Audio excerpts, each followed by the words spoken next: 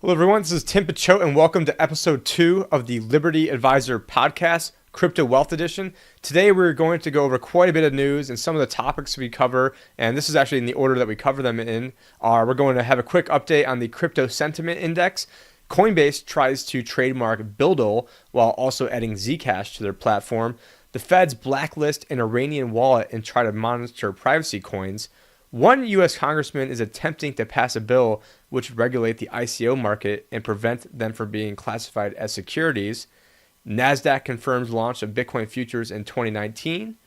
Bitgo brings renowned trust lawyer out of retirement to help with their custody division.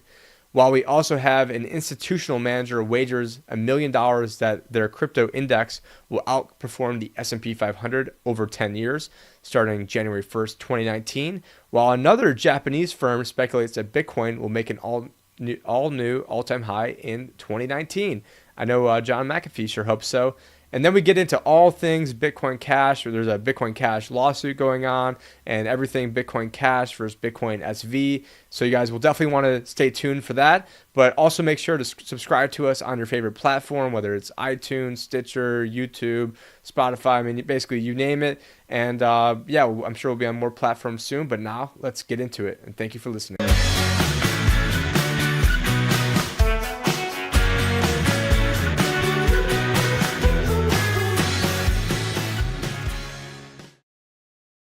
So we are here today with Chris Karabats, and Chris is, I probably should have asked exactly what he is, but to my knowledge, he's an ambassador for Smart Cash, all-around knowledgeable guy, both in the traditional markets and the crypto markets. And Chris is, he's really just tied into all things going on in the crypto space, or most things going on. I mean, there's so much going on that no one, I think, can be tied into everything. And today we're going to do a show where we're going to go over the news because a lot's going on. I'm sure, at a later date, we'll probably do a show to get into all the happenings with Smart Cash. And really the past 2 months I've been a little bit more preoccupied with the traditional markets because a lot has been going on in the traditional market space. And but there's also been a ton of developments going on in the crypto space. And right now, as we're recording, it is December 7th, 2018, an absolute bloodbath going on. So we're at CoinMarketCap right now. And what we can see is, and can you see the CoinMarketCap, Chris, on your side? I wasn't sure if I want to make sure I was sharing this correctly over here. Okay, because what it's looking like over here, we've got Bitcoin under $3,500. I don't even want to mention Ripple, Ethereum $87, Stellar 11 cents, Bitcoin Cash under 107. Tether is actually $1, which has been sort of rare lately. Bitcoin SV 104, which yesterday there was actually a brief flippening where SV overtook Bitcoin Cash, and that's something we can get into a little bit later on. And then we've got Litecoin sitting all the way down at $25 and rounding out the top 10 with Tron at 1.013 cents. So just all around, I mean, a sea of red. I mean, whether it's down 7, 11, 10. I mean, Tether's up 0.5%, and Bitcoin SV is up 2.49. But other than that, just complete all-around bloodbath. And so there's a lot to be pessimistic about. So if we go over to the Fear and Greed Index, which I had it up from last night, so we'll see once I refresh it. Okay, so we went from a 13 to an 11, with 0 being, complete panic mode. And so right now we are in the extreme fear gauge. And to me, extreme fear means that's the time to start dollar cost averaging into this, to start buying more, to start reloading for anyone that has funds. Because when things are in the mania is when you want to start trimming your positions back a little bit. But going on with the sentiment right now, there is a lot of good things going on as well. I mean, you've got a lot of people who are building in the space, so much so that Coinbase actually wants to trademark the term BuidL. I'm not sure if that's how you pronounce it, but that's BuidL. So it's a play off of HODL. And these are some articles that Chris had brought to me because, again, I was paying more attention to the stock market the past month. And Chris, what do you make of Coinbase trying to trademark the term BuidL? Or do you have any idea what the origin of the word is? I know we've seen it a lot over the past few months, but did Coinbase come up with this, or are they just trying to profiteer off this? Oh, they're just trying to grab onto it because, I mean, to be fair, they have been building. I hate saying these words out loud. But really, it's just a knockoff of HODL because since everyone who HODLed this year got wrecked, the It's BuidL was REKT, what right? people decided to switch to do. Yeah, so basically, what BuidL means is don't worry about the price, make a product, which is actually good. I mean, I've used it several times. I mean, that's what I've been doing with Smart Cash this year is BuidLing. God, I hate saying it still. Um, but Coinbase trademarking it is really just them trying to be, the corporate people. Coinbase is great. They serve an excellent purpose in the space, but people love to hate them because they are very much tied in with the regulatory people and very much tied in with the traditional banks and business stuff that a lot of the crypto people love to hate. So this is just something that everybody's going to jump all over Coinbase for. I have no idea the reasoning for even trying this. It doesn't make any sense at all unless one of their lawyers said, hey, you want to do this, you have to trademark it. So they stupidly tried to go forward with that. So Yeah, and that's it's not going to endear them with anyone. yeah, and actually that's interesting that you bring up that. So does build, does that mean more of like you're building your onto your adding onto your existing crypto positions, or does it mean that you're working in the space, building new applications, building new use cases? Because I wasn't really sure which they're really referring to, or if it doesn't matter. They're referring to building applications. The common phrase is hodl and buildle. So don't worry about the prices. Hold on to your crypto. Keep building. Okay, all right, and So that's make real products. okay, and that does seem to make a lot of sense. And then, part of what they've been building has been adding onto their positions. And so we have an article here from ccn.com. That's not CNN. That's I'm not sure what it even stands for, but ccn.com starts crypto something something news.com. So that's a privacy-friendly cryptocurrency. Zcash goes live on Coinbase. So that's just one other thing that they've been building, and then also segueing into from one privacy coin to another. Uncle Sam now wants to snoop on your Monero transactions, and this is something that, I mean, it did come out that the what was it that the NSA had all the way going back into a very very long time ago, like 2013, had actually been tracking movements of crypto. And so now it looks like that that their Zcash is one of the ones they're trying to track along with Monero. So what do you make of this? Well, Coinbase listing them. I mean, they released a list of coins several months ago, and so far they've been just walking through that list and listing all the coins they planned on. And Zcash rally has been around forever, and it's not surprising they're listing them. But as for the tracking bit, that's an interesting thing. I mean, honestly, I'm surprised they already don't have something in place to track this quite effectively, because with both Zcash and Monero, since they are not 100% private blockchains, you can actually derive with fairly strong confidence the private transactions from the public history. So that's a big problem Monero has, since when they started, they weren't default private. And same with Zcash, there's only a subset of them that are actually private transactions. So as Yeah, I far heard as Zcash actually was only determining, like in like maybe it was Dash, but I think it was Zcash where it was only like 1 or 2% were actually using the privacy feature. So if everyone else isn't private, then it's probably easy. I wouldn't say easy, but if you're the government with unlimited resources to if they really wanted to get you, Ross Ulbricht style, that they could probably use different types of they'll find out how you slipped up somewhere to somehow trace that back to you. At least with well, Zcash. with all things financial with the government, typically it's you have to prove your innocence. So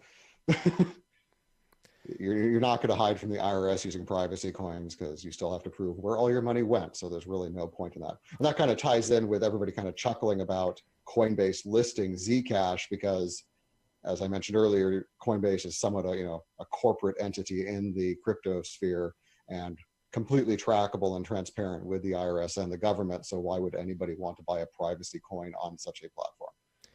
Yeah, no, that does make a lot of sense. Well, what you said makes a lot of sense. Buying it on Coinbase probably doesn't make a lot of sense unless, I mean, it does. It has the ease of use. And a lot of people, have, Hmm. because the first foray, I mean, this show, there's no sponsors or really no plugs, but, to give a quick plug to what I was initially, how I got into the space, I should have done like an intro episode, but the quick version is I realized that people who made a lot of money needed to find a way to be able to legally get their money back into the economy without getting, without being put in a cage or, it's one thing if you got a few $1,000s of gains, but if you've got millions of dollars of gains, I mean, how do you think they caught Al Capone? I mean, they're going to wonder, hey, Hmm. how'd you buy your Lambo? How'd you get your $1 million house? So it's one thing if you're trying to get, a few pennies out, but if you're a guy like Charlie Lee and you want to diversify your Litecoin or get out of it, then you put your money into a charitable trust, you get big tax breaks, and then then the income you get from the trust then is offset by the tax breaks. And so this is really why one of the reasons I was trying to get into the space was to help people who, for one, I mean, what was it, Coinbase that had, anyone who had over $15,000 in transactions, they were reported to the IRS. And so there's a lot of people who, maybe they thought they were being secret, which, if you're buying it on Coinbase or Kraken or any of the other major exchanges, you're obviously not being too secret. But, I've been, there has been some pushback in terms of people saying, well, hey, you shouldn't pay any capital gains, or you're giving people advice on how to pay gains, and how dare you, or you're not libertarian. I'm like, I'm just, a lot of people bought it on the grid. The government already knows to have it. They've got way too much to hide it. I Hmm. mean, okay, you got $15 million. How are you going to hide 15 million bucks? Or you hide it, but you hide it and you're not able to use it. And so now, at one point you had a problem that you didn't Yeah. have enough money, and now you've got a problem that you've got too much money. And so I'm just trying to be there as a problem solver. So not to give too much of a plug, but that's the libertyadvisor.com where you guys can get a hold of me for more of that. But yeah, shameless plug. And for anyone's like, oh man, he's out there, he's just plugging. Yeah, I am. So you ended up, figuring it out. But going on to, being on the grid, we've got a guy from Iran who was actually placed on a U.S. sanctions list. He's saying that he's innocent, that apparently there was a Sam ransomware virus that this guy sold some sort of coins to people that were somehow involved with that, but he was doing know your customer, and he's saying he's innocent, is trying to be all above board, but the U.S. government is basically not having it. So the long arm of the U.S. law even extends all the way to Iran. And I guess yesterday, not to go into the traditional markets too much, but the long arm of the U.S. law, we had the Canadians kidnap the Oh, the CEOs of I'm not sure how to pronounce it, Huawei or Huawei. It was a big, I think Huawei it's is what I've always said. Yeah. Huawei. So like Santa Yeah. ho ho ho. We got the Huawei uh, CEO's daughter, who is the CFO, was kidnapped by the Canadian. I'm not sure what agency did it over there in Canada, but she was kidnapped by their thugs at the behest of the U.S. government, right as Trump was meeting with Xi, and that sent the market into turmoil yesterday. So I'm not really even sure what the market's doing right this second. I'm sure I can pull it up in 2 seconds. All right, down Yeah. 200. We had a pretty amazing rally yesterday, but this is not the main Liberty Advisor podcast. So we'll move on from there. And Well, it actually does tie into the Iranian story a bit because a lot of the rumors are going around that they are charging her with violating the sanctions to Iran for technology. yeah, and I did see that, and it's so hypocritical when you've got. I mean, at one point it was illegal, I think, for any company in America to operate with the Iranians unless you were Halliburton. So you've got, while Dick Cheney, his former company Halliburton, which I think he had the shares put into a blind trust, so he supposedly wasn't benefiting, even though he was. Uh, Only one company in America was allowed to sell to the Iranians, and it was the guy who was basically, going around bombing everybody, killing everybody, creating mass war and destruction. Like, okay, it's okay for us to rebuild Iran or sell Iran their oil infrastructure, make billions of dollars, but no one else can. So only, the vice president and his company, yeah, you can do it, but nobody else can. So it's just the hypocrisy just knows absolutely no bounds. But now apparently Chinese can't sell to Iranians, and now we're. I mean, yeah, I mean, yeah. Meanwhile, we just spent $500 million on a day off to celebrate George H.W. Bush, Uh, who was shipping crack cocaine in, and just we could go on for probably 2 hours just in all the stuff they're yeah, doing. yeah. This will definitely get way off the rails if we start ranting about this. I could go on for a long time. No, we definitely But could, and I'm sure most people in the crypto space, it's not necessarily news to them that these are some bad people. Speaking of bad people, I mean, we just got so many good segues going on here, but Congress are filled with bad people, but it seems like there's actually one congressman who's not a complete dick over here, and that would be Republican Congressman Warren Davidson, who is trying to create a bill which would basically legalize ICOs and basically the bill would create an asset class for tokens which would prevent them from being classified as securities, but would also allow the federal government to regulate initial coin offerings more effectively. Cleveland.com reported. So I'm guessing he's probably in the greater Ohio area. And a yeah, lot of times you got to be careful with these bills because they might seem like it's doing something good, but then all of a sudden you invite in the camel underneath the tent. The next thing you know, there's the government's controlling every aspect of it. And I honestly think that there's going to, and maybe this is probably better tied into Bitcoin SV when we get onto that. But I mean, it's to me apparent that the government and really, the globalist entities that are out there, I'm, I am fearful that they're going to use this technology against the masses where, crypto could be, oh, the most freeing absolutely, technology.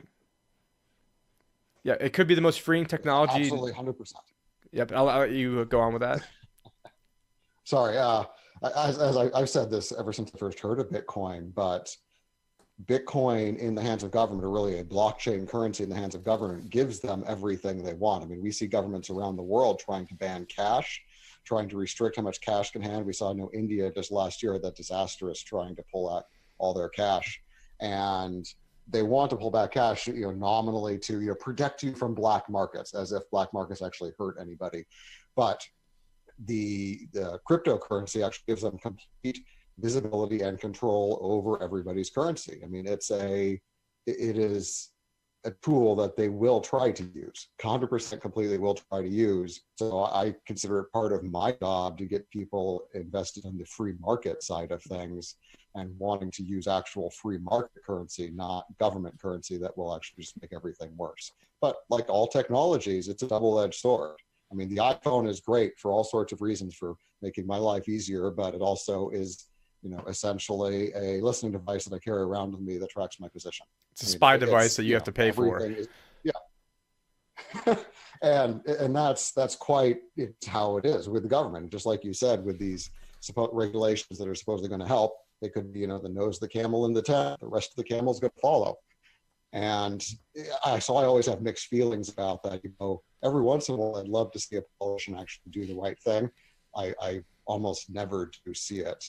A bit of a tie-in with the Ohio thing and the Cleveland thing, though.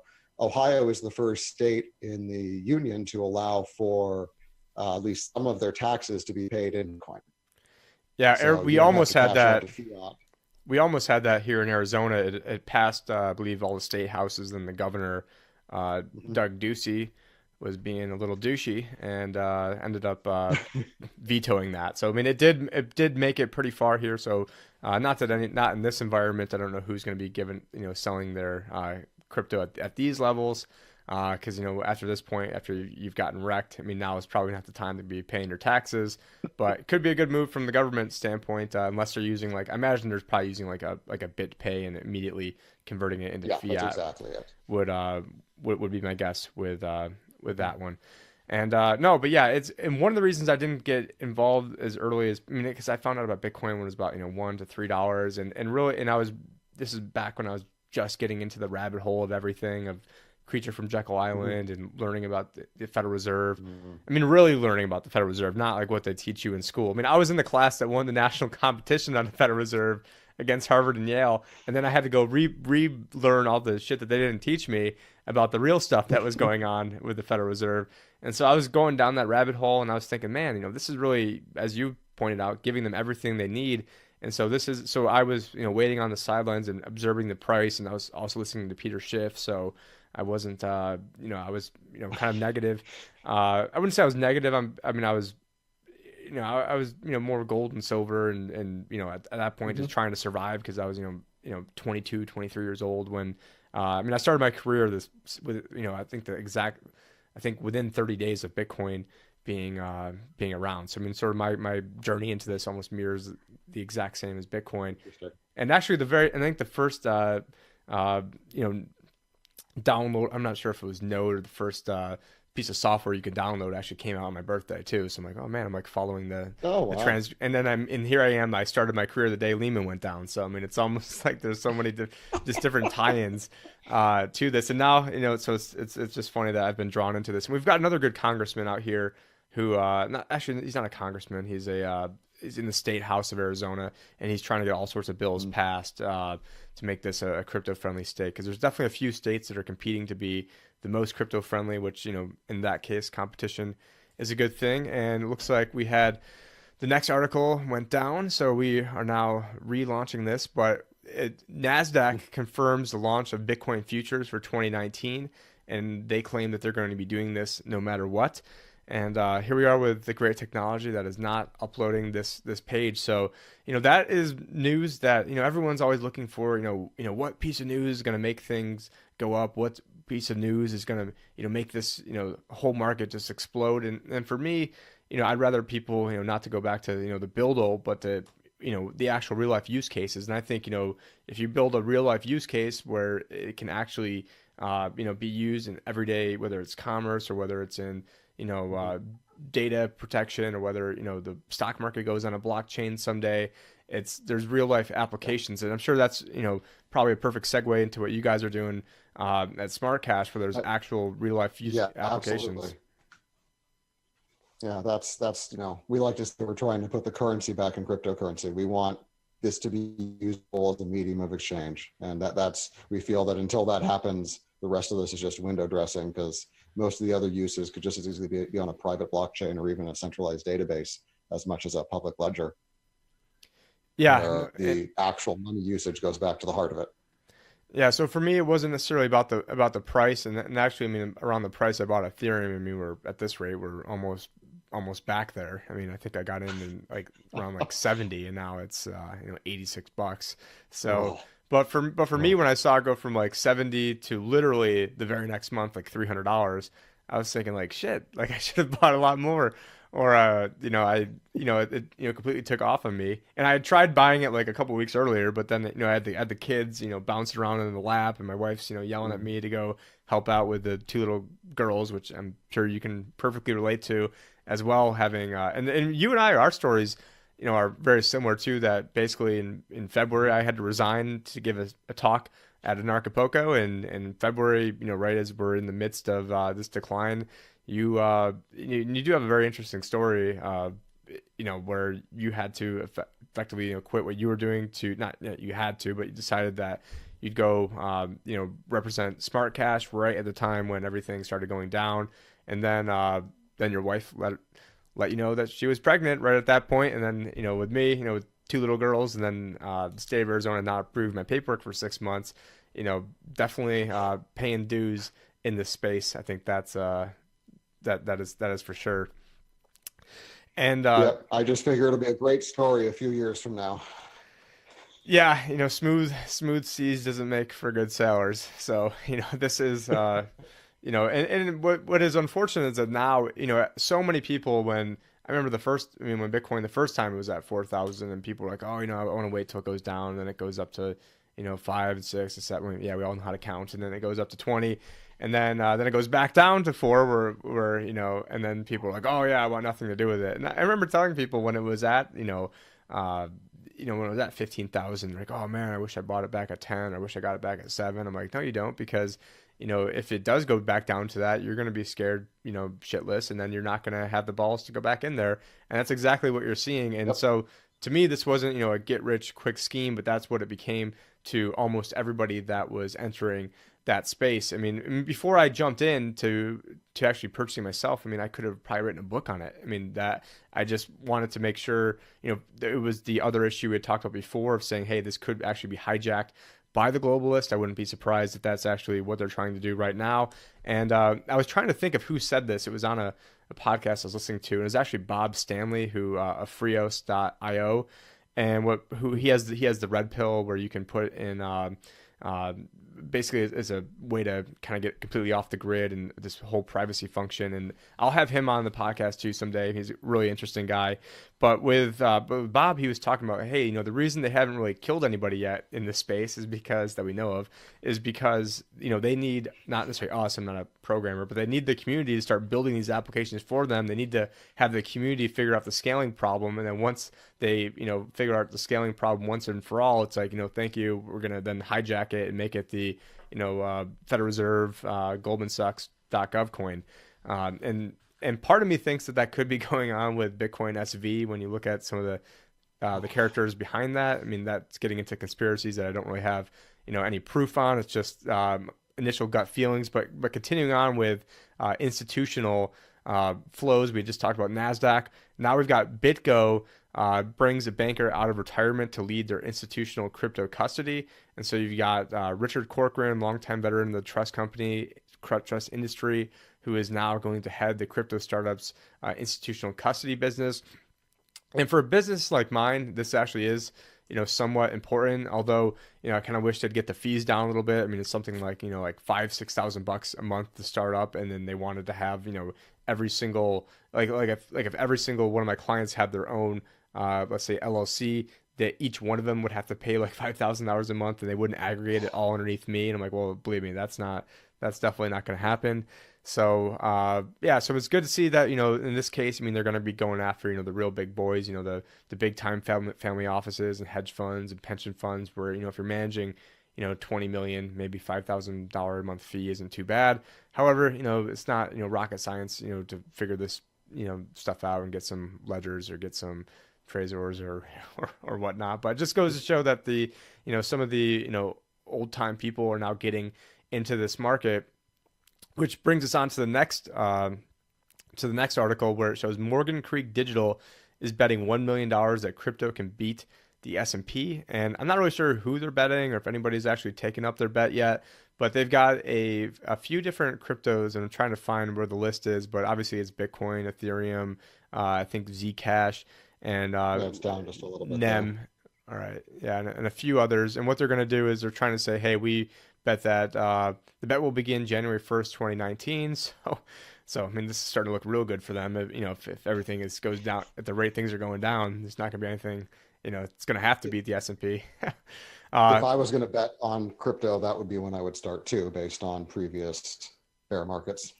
And actually, at the rate the S&P is going, who knows? Because that's also going in the shitter too. So, who knows? But yeah, the coins are Bitcoin, Ethereum, Bitcoin Cash, EOS, Litecoin, Monero, Zcash, Dash, IOTA, and NEM. Don't know what the weightings are, and I think this is more or less a publicity type stunt, because I don't think anyone's actually taken them up, or they haven't. It wasn't like the Warren Buffett bet when there was a hedge fund that they bet $1 million and then actually lost that bet. So I don't know. Do you know any details on this or anything you'd like to add? The reality is there's going to be more than $1 million in their fund. So $1 million, it's not a lot of money to any of these people. So they're just staying at, being just slightly classier than good old McAfee.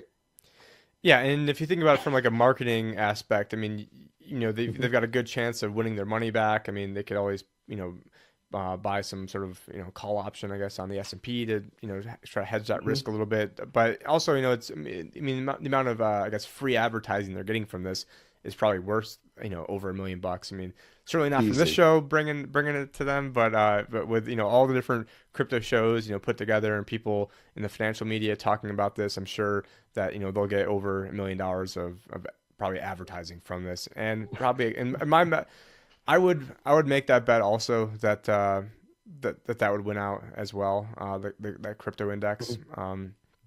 But who knows? This is not financial. I'm not a huge fan of everybody on that index, but I still imagine in 10 years it's not going to be good for the S&P and the yeah, it's just going to be a very interesting 10 years, I think.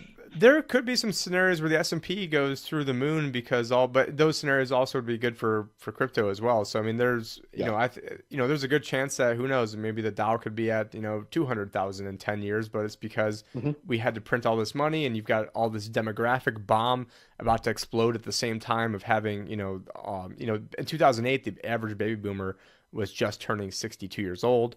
Now it's 10 years later, so now they're 72. They're being forced to pull from their retirement accounts once you're over 70 and a half, and also they have to live. And so in 2008, at 62 years old, they didn't have to pull funds. Now they're retired, or a lot of them are being retired, and so they don't have the benefit of like, hey, we can just wait another 10 years to do this. So it's if so I got sidetracked with having pop-ups on my screen that I need to figure out. How to get these damn pop-ups off here. I got a new computer, and it's not a pop-up. It's like a notification that I've got an email, and it's really annoying right now. But anyways, this is another article that you had brought to us, and I'm not sure how to pronounce this. Kaneen CEO. Do you have any Quinoa, we'll call it Quinoa CEO. That's exactly what I thought. I think they're doing something over there in Japan, and they think that by the end of 2019 that the Bitcoin price will reach its all-time high. So, um, Uh, John McAfee I sure wouldn't hopes put a whole so. bunch of money on that, but at the same time, basically, like the last three stories has told us is that a lot of big money is moving into this space, and they're not moving into this space because it's going to die in a year. Yeah, and not that I'm big money moving into the space, but I mean, I have a financial advisor that says, hey, I see where this is going. Uh, you know, I would not be doing this if I did not think that this was going to be a market. But however, I mean, most of these altcoins, they were just built on nothing. And like, hey, we've got a fancy white paper, put some money into some marketing, and then we raised a whole bunch of money, and then the founders walked off with a whole bunch of money. And, or maybe now it's not a whole bunch of money because it was in Ethereum. And I'm sure they're probably still doing okay, but it wasn't, it just didn't, it just seemed like it was fake last year. And now it's going to be, the real, push come to shove as things are going on. And part of what's going on is we've got Roger Ver and Jihan Wu who are being accused of hijacking Bitcoin Cash. So, I mean, first they're accused of hijacking Bitcoin. Now they're accused of hijacking Bitcoin Cash. And there's a lawsuit. And I didn't read this, so I'm guessing that it says something to do with probably the fact that I don't know. Are you familiar with this story, Chris? I've actually done too many videos on this story with Naomi Brockwell and talked a bit too much about Bitcoin Cash. But basically, this started on the 15th of November, and there's been a hash war, and that's really kind of when all this dropping started. And it's pretty much dropped like a rock since then. And most people think that's because both sides, the Roger Ver, Jihan Wu, which are the Bitcoin Unlimited and Bitcoin ABC, and then Craig Wright, which is the head of Nchain, or the Bitcoin SV side, they are selling Bitcoin to fund their mining operations to fight that hash war. Now, the hash war is theoretically over, and SV has more or less conceded all the points they said they wouldn't to start with. But they've decided that since they couldn't win with proof of work, they are going to win with proof of judicial ruling or something. So my favorite part of this lawsuit that Vin Armani tweeted about the other day, that I should have sent you a link to, but just found it, was so here's the big kicker in the SV lawsuit. They want a judge to order that Bitcoin ABC roll back the BCH blockchain to November 15th. And they want a US judge to decide what the consensus rules should be. That is what they're asking for. I mean, this is the opposite of what cryptocurrency should be about. Cryptocurrency is about consensus and about people working together willingly, not having a judge force rules down our throats. So I do not see how this will end well at all, but Craig Wright has Calvin Ayre behind him with a lot of money, and they are going to keep fighting this. Yeah, and I'm pulling up Calvin Ayre's Twitter feed right now because I mean, just a few days ago I saw something where he tweeted out about, "Hey, we're the government complaint." Here we go. Right? Actually, no, this was the Oh, Homeland Security wants to look at activities on private blockchains, and it says mhm. Bitcoin SV is government friendly, and so is the community that supports original Bitcoin. And this, would probably just make me want to vomit. And Oh, so it's just absolutely crazy. And when you go to and look up his Wikipedia, it's like, okay, well, let's look up, if you don't know a whole bunch about what's going on, it's like, okay, well, who's behind this? Okay, Calvin Ayers behind it. Okay, yeah, he was charged with money laundering. And okay, yeah, he's, was running gambling websites. And now he doesn't want the coin that can help, you know, do gambling. And even though he runs, I mean, there's probably some sort of conflict of interest there where he wants things to be going through his, Bodog exchange, or maybe he got in trouble, real big trouble for money laundering, and the Fed said, hey, we're going to give you a little slap on the wrist here, but what we need you to do is to, help us bring down Bitcoin, or have a co-opted version that the government can use to do our money laundering through. Or I mean, this is all just conjecture and speculation on my point, but when you've seen as much as I guess we've seen over, you know, going back to history, I mean, if you take even back hundreds of years, that they're gonna whatever the worst case scenario possible is it is in the realm of possibility, and I wouldn't be, and it just seems so odd that uh, it's almost like why wouldn't they just stay on with the Bitcoin core people if this is the way that they wanted to do from all along? So I mean, if you get married with, let's say, Roger Ver, for instance, and where Roger Ver comes from philosophically, why are you going to partner up with him and then be shocked that he doesn't want to have the government compliant crypto when he's, renounced his U.S. citizenship, and they're like, well, you can't vote anymore. And he's like, well, I never voted anyway, so that's good. He's like, and I heard the whole episode where he had to give like an exit interview just in order to leave United States. But it's just very, very odd that somebody that would, kind of somewhat marry themselves to Roger Ver to then now claim that they're the government friendly crypto. It's just, the whole thing just reeks to me of the high heaven of something. it's really bizarre, but for a quick, 30-second overview of the history here is, Roger Ver and Craig Wright left Bitcoin because Bitcoin Core was going for more off scaling. They were artificially limiting the block size. They wanted to do Lightning Network and stuff, which was off chain and side chain stuff.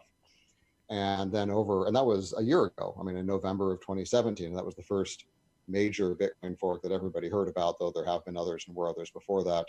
Um, and everybody demonized Ver for that.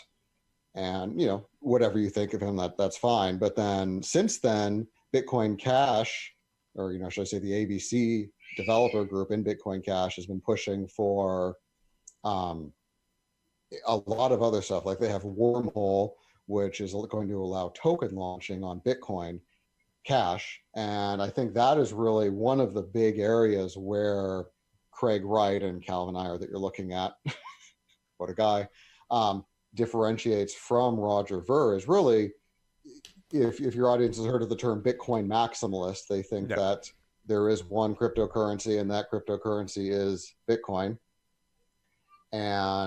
But basically, Craig Wright is an individual who thinks Bitcoin Core left real Bitcoin, but he is still a Bitcoin maximalist. Where Roger Ver, he's essentially an altcoiner now. No, yeah, But I definitely agree with that. And I've seen some heated debates between Roger and Tone Vays, and it's funny because it seemed like at the time, obviously Roger probably had 1,000 times more skin in the game, and it almost seems like from a hey, if you're really trying to sell out, if you're really trying to make a bunch of money, the best way to do it would have been to just keep being the poster boy of the Bitcoin. I don't say the Bitcoin name, but just being the poster boy of whatever the community considers Bitcoin, which is now Bitcoin Core, if you will, BTC.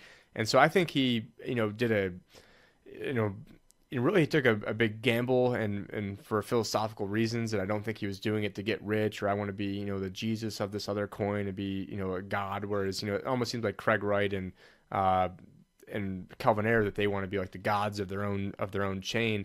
And so we're on Roger Ver's Twitter feed now, and he's got the very top thing up there is a free. It's a green camel. So speaking of camels tents, we've got a green camel with and actually he's got a hashtag Freedom's Phoenix, so that's pretty cool. With the Free Ross hat with a BCH gang. So yeah, so I mean, obviously, one person talking about Free Ross, the other chain is talking about how Ross should probably be in jail for the rest of his life. Now I don't know what their actual thoughts on Calvin Ayre's thoughts on free on Ross, but I'm guessing they're probably not big fans of Ross because they had said stuff like, ABC is going to allow them to, have Silk Roads and all this other stuff. And Roger's like, yeah, we are. And I know that was another big point of contention. Yeah, and that's Craig Wright has talked about Free Ross a couple times, and he's in jail. It's where he belongs. It's such a bizarre way to go about things. I just don't understand what the motivation is except to gain personal power. And the thing that your audience may not be aware of is Craig Wright has claimed to be Satoshi and has other old school Bitcoin people supporting him as Satoshi. And whether or not he was actually Satoshi, it kind of can upset people, which is why they like to deny it. Satoshi would never act this way, but we don't know. And 10 years is a long time, and who knows what Greg has been through in the last 10 years that may have changed him a little bit. And even Satoshi early on was never full on anarchist libertarian. So he was just trying to build sound money, which didn't necessarily mean he was anti-government. And it is entirely possible Craig is Satoshi. I don't know one way or the other. I'm not going to make any strong stands one way or another because I am completely unknowledgeable of those early days and those early interactions. But I don't really care because how he's acting now is abysmal. Yeah, and we're going through Craig Wright's Twitter right now, and yeah, just I guess we'll just leave it at that. Yeah, and it seems like if this is Satoshi, then I would definitely think less of Satoshi.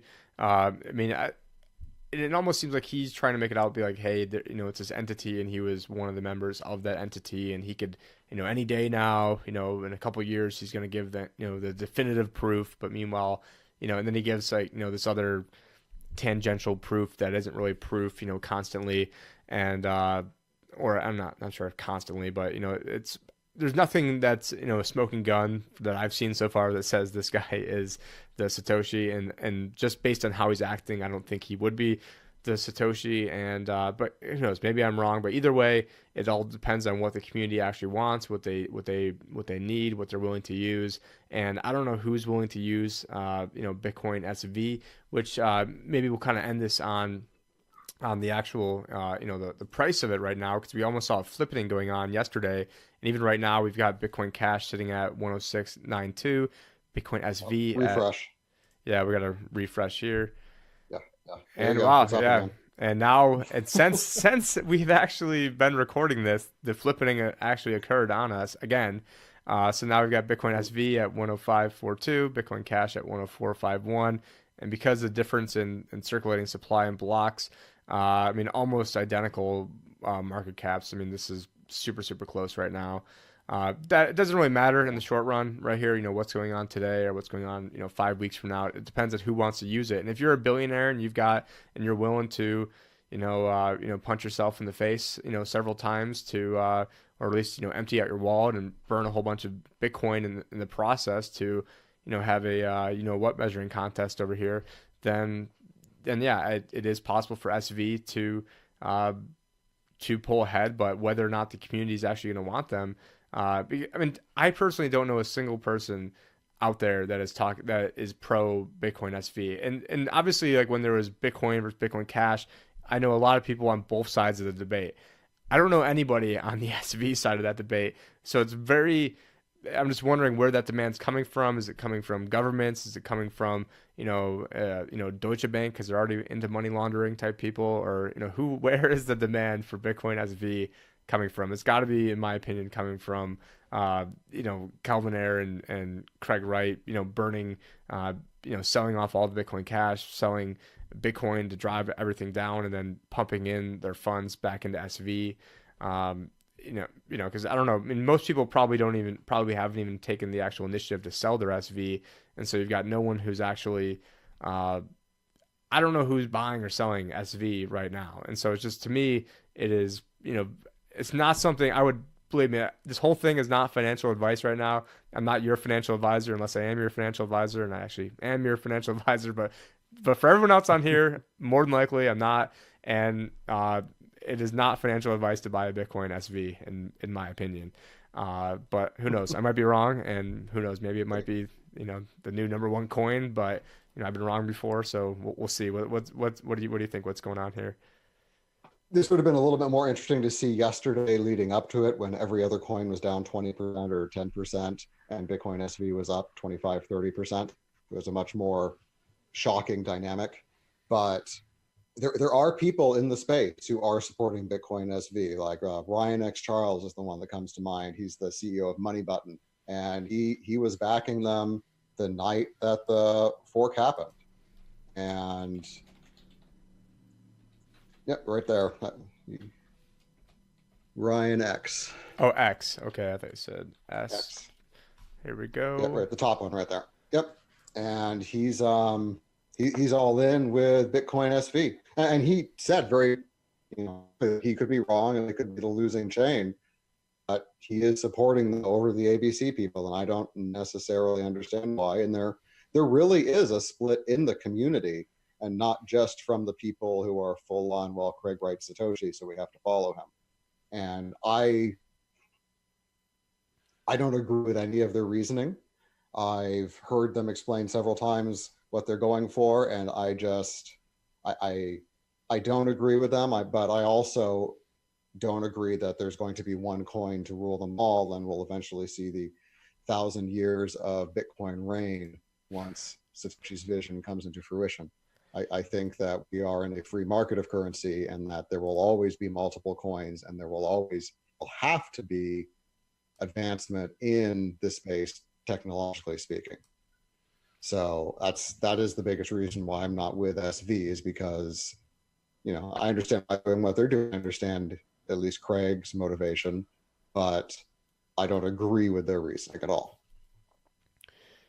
Yeah, no, and I think that was a good summary of what's going on. And maybe I just want to leave this on. There was one more kind of like technical aspect of what was going on during the fork, where didn't like Bitcoin Cash, I guess what would be the ABC chain, put in some sort of what was it called, like a roadblock, but then SV did some other shenanigans as well, where they, and I don't know if you can kind of elaborate more onto that, because I'm not, basically with Bitcoin Cash, it seemed like I understand that one a little bit more in terms of like, hey, we're putting in this, checkpoint. So then that way, effectively, it was, I don't want to say like checkmating SV for what they were trying to do, but then SV did some other stuff that was also highly controversial. I don't know. Is that something that you can speak on?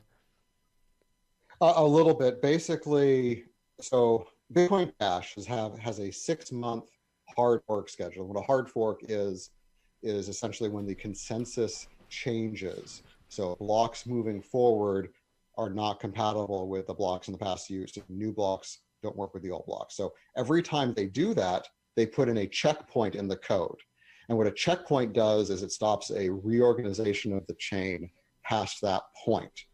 That's important because of 51% attacks where somebody with sufficient hash power could be mining in the background faster than the main chain is being mined, and then publish their much longer chain that supposedly has more work, and then wipe out all those transactions that just happened. And that is what Bitcoin SV was threatening to do to ABC. They were going to reorg them into Doom so nobody could ever send any transactions on the ABC chain.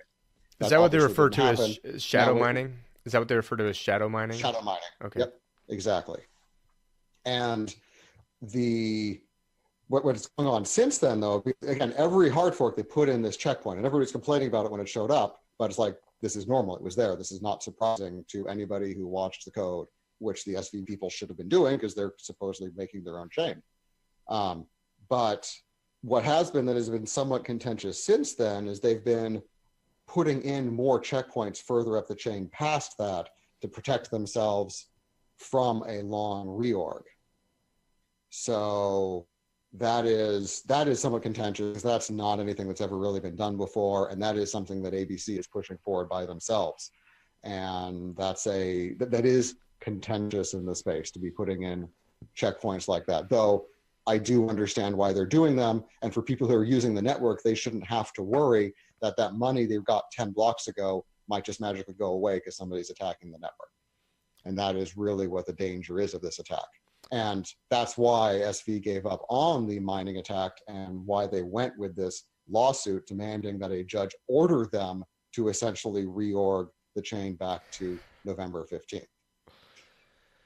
Oh man, that's just, I mean, it's just really fresh that they want to, have a judge, and then, Craig Wright wants to come in with his, hey, I've got, 1 point whatever patents per white paper, and I'm spitting out a white paper Oh, every other week with all these patents, and we're gonna patent our way to victory.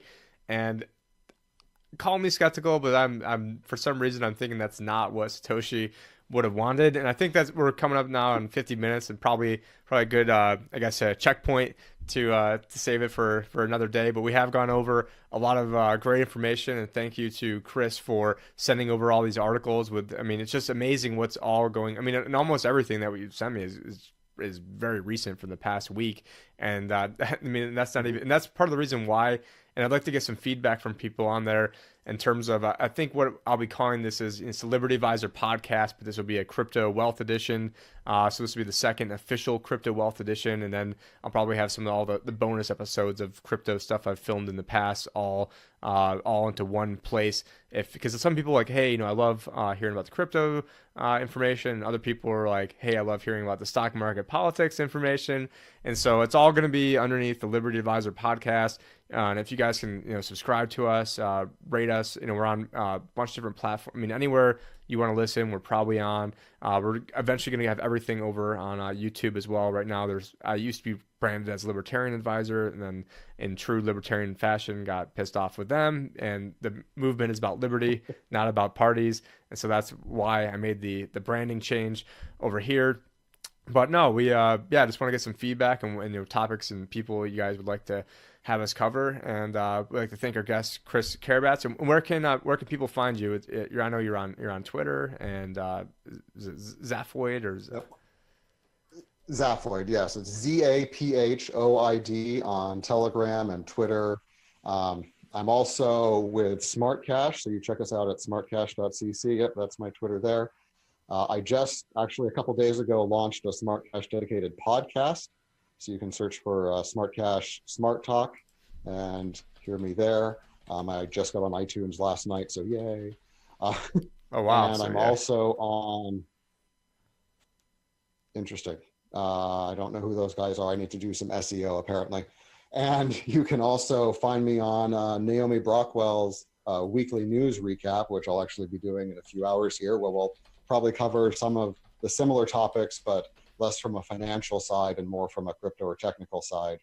And yeah, she posted on the Flippening last night. You can see my face there talking about ABC checkpoints on November 23rd. If you do want to learn more about the ABC SV Bitcoin Cash split, you can hear me chat with Naomi and Chris Passia several times over the last month on this topic. So just search for Naomi Brockwell and ABC or Naomi Brockwell SV, and you'll hear us talk about it a bit there. And we get a little bit more technical. Chris Passia is really good on the technical side. I'm only lightly into that side, despite what people accuse me of. Yep. And if you want to talk with me, go to discord.smartcash.cc and look up Zaphoid, and maybe learn more about Smart Cash while you're there. Oh, excellent. And we definitely, loved having you on today. Provide a lot of good context and insight into this space, which is why, Naomi Brockwell has you on. And you also, introduced me to Chris Passia as well. And not introduced, physical introduction, but said, hey, this is a good guy to look to follow in terms of, what's going on with all the Bitcoin Cash happening. And so lots going on in the space. I'm sure we'll have a lot to, recap at the next update. But for now, we're signing off, and thank you for listening, and we will talk to you guys later. Take care.